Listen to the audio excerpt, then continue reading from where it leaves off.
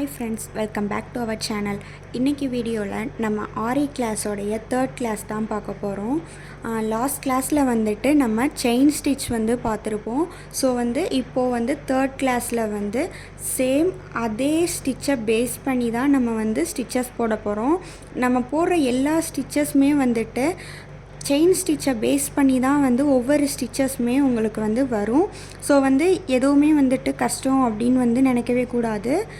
இன்றைக்கி நம்ம பார்க்க போகிற ஸ்டிச் என்ன அப்படின்னு பார்த்தீங்கன்னா பேக் செயின் ஸ்டிச் தான்.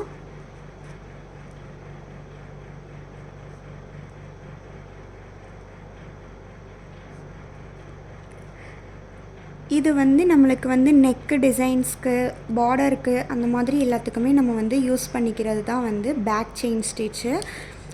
இது சேம் இதே ப்ராசஸில் தான் நம்ம போடுவோம்.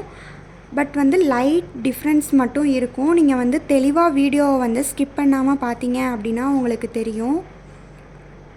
இப்போ நான் பேக் செயின் ஸ்டிச் போடுறதுக்குமே நான் நூல் டபுளாக தான் நான் எடுத்திருக்கேன். நம்ம சில்க் த்ரெட்டில் போடும்போது த்ரெட்டை டபுளாக தான் எடுத்துக்கணும். சிங்கிள் த்ரெட்டாக எடுத்து நம்ம போடக்கூடாது.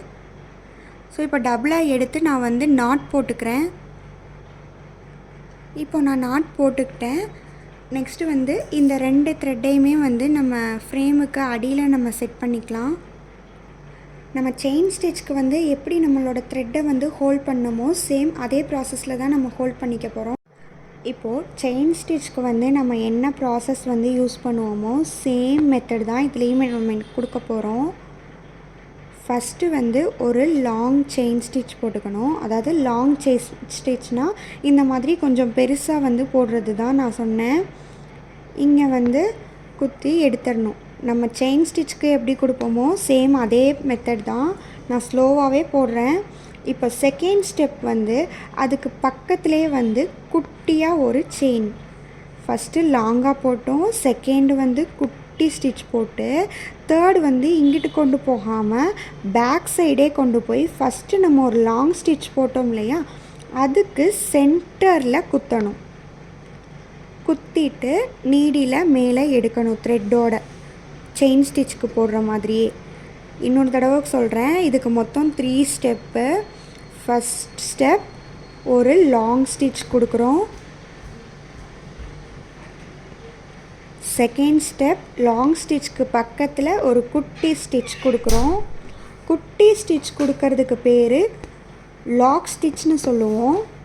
இப்போது தேர்ட் ஸ்டெப் பின்னாடி கொண்டு வந்துடணும். கொண்டு வந்துட்டு நம்மளுடைய த்ரெட் இருக்கு இல்லையா, ஃபஸ்ட்டு லாங் ஸ்டிச் இருக்கு இல்லையா, அதுக்குள்ளே நம்ம விட்டுட்டு மேலே நம்ம எடுக்கணும். இவ்வளோ தான் பேக் செயின் ஸ்டிச்சு. இதில் உங்களுக்கு ஏதாவது டவுட் இருந்துச்சு அப்படின்னா ஸ்க்ரீனில் தெரிகிற வாட்ஸ்அப் நம்பருக்கு வாட்ஸ்அப் பண்ணுங்கள். இல்லை அப்படின்னா கமெண்ட்டில் உங்களுடைய டவுட்ஸை கிளியர் பண்ணிக்கோங்க.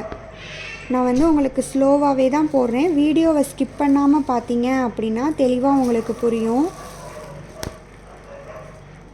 இதுலேயுமே நீங்கள் கர்வ் வர மாதிரி போட்டுக்கோங்க. இப்போ நீங்கள் போட்டு பார்க்கும்போது ஒரு லைனும் போட்டுக்கணும். தென் கர்வாக போடுறதுக்கு உங்களுக்கு கர்வ்லேயே சேம் ப்ராசஸ் உங்களுக்கு அதே மாதிரி வரணும். அப்படின்றதுனால நீங்கள் ஒரு கர்வ் லைனும் எந்த மாதிரி மாடலில் போடுறீங்க அப்படின்னு பார்த்தீங்கன்னா இந்த மாதிரி ஒரு கர்வ் கொடுத்துக்கோங்க.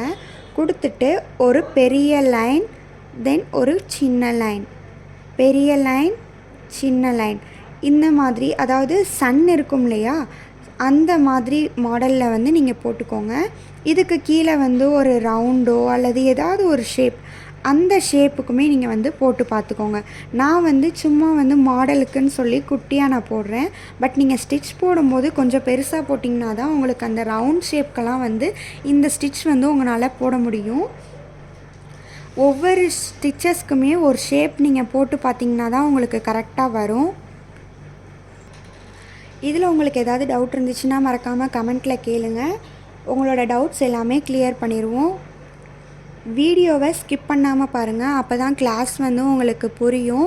சர்டிஃபிகேட் டீட்டெயில்ஸ் எல்லாமே நான் போக போக ஒவ்வொரு கிளாஸ்லேயுமே உங்களுக்கு நான் கண்டிப்பாக இன்ஃபார்ம் பண்ணுவேன். லாஸ்ட் வீடியோ நீங்கள் பார்க்காம வந்திருந்தீங்க அப்படின்னா டிஸ்கிரிப்ஷனில் லாஸ்ட் வீடியோவோட லிங்க் கொடுத்துருக்கேன். அந்த வீடியோவை பார்த்துட்டு அதுக்கப்புறமா இதை வந்து பாருங்கள். அப்போ தான் உங்களுக்கு புரியும். தேங்க்யூ ஃபார் வாட்சிங்.